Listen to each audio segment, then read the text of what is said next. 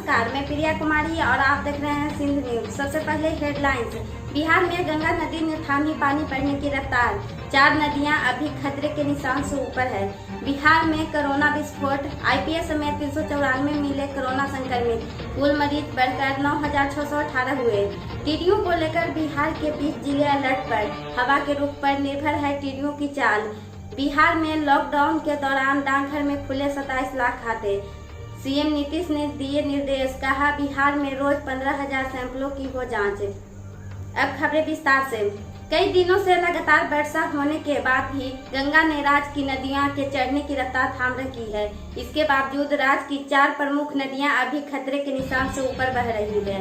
कई दिनों से लगातार वर्षा होने के बाद भी गंगा ने राज्य की नदियों के चढ़ने की रफ्तार थाम रखी है।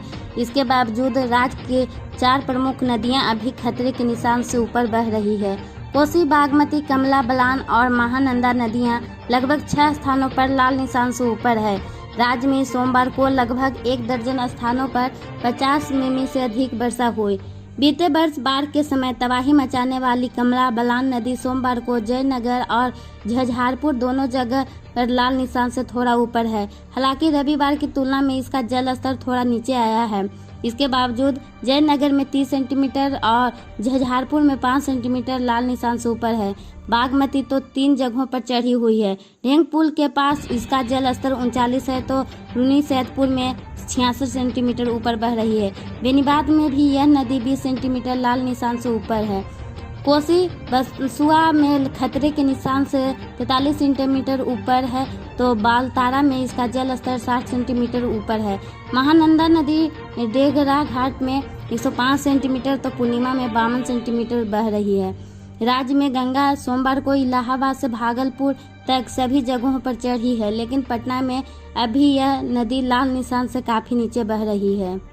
बिहार में भोजपुर जिले के भारतीय पुलिस सेवा के एक अधिकारी सहित 34 जिलों में 394 नए कोरोना संक्रमित मरीजों की सोमवार को पहचान की गई है। वहीं एक संक्रमित की इलाज के दौरान मौत हो गई। इसके साथ ही राज्य में संक्रमितों की संख्या बढ़कर 9,618 हो गई है, जबकि मृतकों का आंकड़ा 63 पहुंच गया है। वहीं राज्य में अब तक 7,374 संक्रमित मरीज इलाज के बाद स्वस्थ हो चुके हैं। राज्य में संक्रमितों के स्वस्थ होने की दर सोमवार को 77% रही। पिछले 24 घंटे में 274 संक्रमित मरीज स्वस्थ हो गए हैं। उन्हें अस्पताल में छुट्टी दे दी गई है। अब तक कुल 7,374 संक्रमित मरीज स्वस्थ हो चुके हैं, जबकि राज्य में अभी भी कोरोना के 2,069 एक्टिव मरीज हैं। वहीं पिछले 24 घंटे में राज्य में 6,827 सैंपलों की जांच की गई है। राज्य में अब तक 2,12,659 सैंपलों की जांच की गई है। बिहार के विभिन्न जिलों में टिड्डियों के प्रवेश के बाद 20 जिले अलर्ट पर है। कृषि विभाग ने टिड्डियों के प्रवेश वाले 10 जिलों को ऑरेंज जोन में रखते हुए अधिकारियों को सावधान कर दिया है। खास बात यह है कि विभाग ने राज्य के किसी भी जिले को लाल जोन में नहीं रखा है। बिहार के विभिन्न जिलों में टिड्डियों के प्रवेश के बाद 20 जिले अलर्ट पर है। कृषि विभाग ने टिड्डियों के प्रवेश वाले 10 जिलों को ऑरेंज जोन में रखते हुए अधिकारियों को सावधान कर दिया है। खास बात यह है कि विभाग ने राज्य के किसी भी जिले को लाल जोन में नहीं रखा है। इसके अलावा पीला जोन में 10 जिले रखे गए हैं, वहां सावधानी बरतने का निर्देश दिया गया है। शेष सभी जिलों को विभाग ने हरा जोन में रखते हुए खतरे से बाहर बताया है। विभाग के निर्देशक आदेश तितरमारे ने सोमवार की सुबह 10 बजे कार्यालय खुलते ही स्थिति की समीक्षा की और हर घंटे की रिपोर्ट देने का निर्देश पौधा संरक्षण विभाग के अधिकारियों को दिया।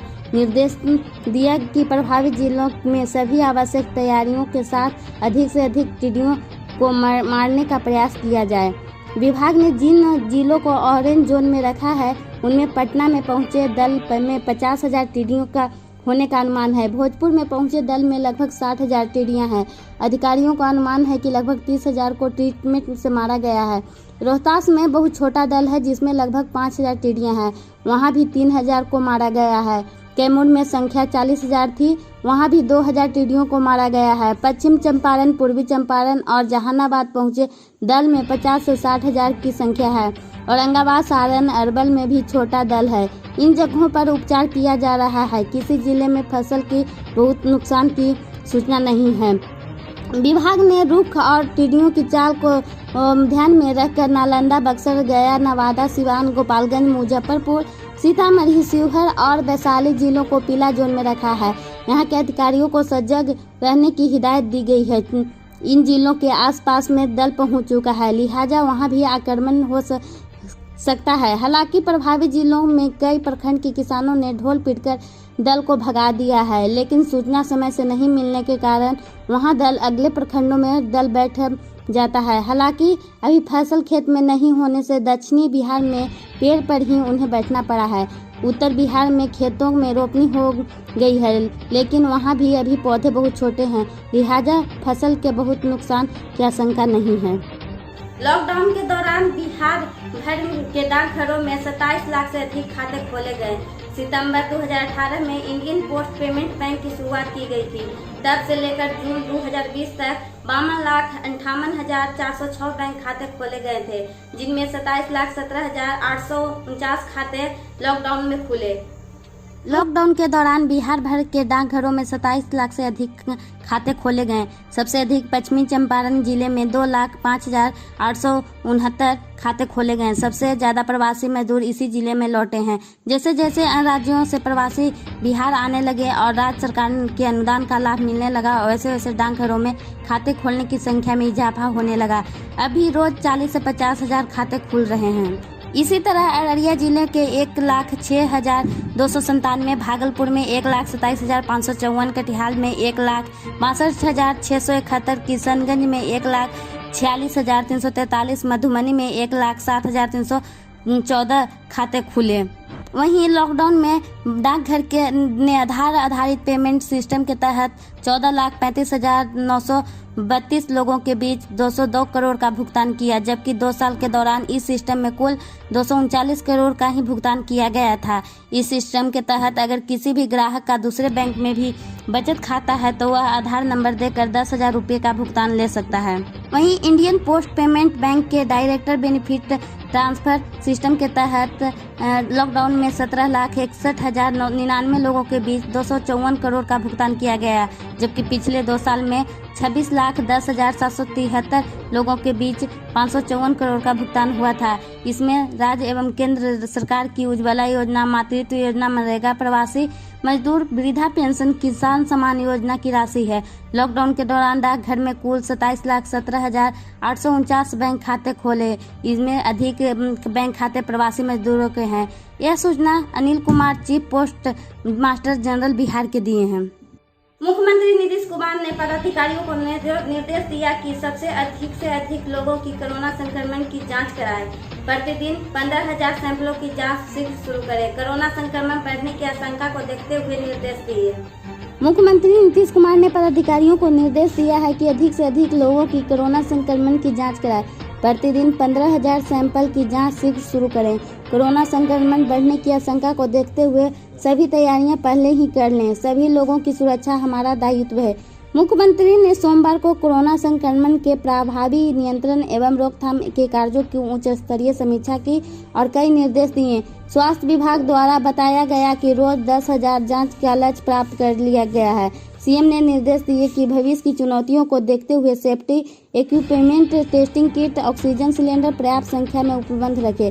पाइपलाइन से ऑक्सीजन पहुंचाने की व्यवस्था शीघ्र पूर्ण कर ले। जरूरी दवाओं, उपकरणों की तैयारी रखें। जागरूकता अभियान चलाते हुए लोगों को जागरूक करें। उन्होंने कहा कि कोरोना से बचाव के लिए हर जरूरी कदम उठाए जा रहे हैं। लोगों को अन्य बीमारियों के इलाज में कोई कठिनाई न हो, यह भी सुनिश्चित किया जाए। लोग कोरोना संक्रमण से घबराएं नहीं, सचेत रहें। राज्य में कोरोना संक्रमितों का रिकवरी रेट 77% है। यह भी कहा कि काला जार के उन्मूलन के लिए पूरी तौर पर समर्पित होकर कार्य करें। डेंगू के लिए सभी सुरक्षात्मक उपायों की पूरी तैयारी रखें। मलेरिया से बचाव के लिए सभी जगह छिड़काव करें।